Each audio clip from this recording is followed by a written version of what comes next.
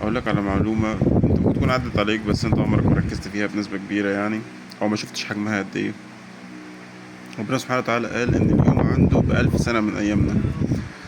ولو حسبت حسبه بسيطه هتلاقي ان انت لو كنت شخص معمر وعشت 100 سنه بحالهم، وده عمر طويل جدا بالنسبه لنا، هتلاقي ان حرفيا لو حسبت الحسبة ببساطة يومك عند ربنا هو 4 من 1000 جزء من الثانية.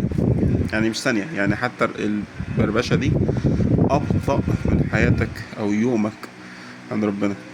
مش حياتك كلها 100 سنة دول 2.5 ساعات عند ربنا، كتير أوي. ما بالك بقى بيوم القيامة اللي 50 ألف سنة.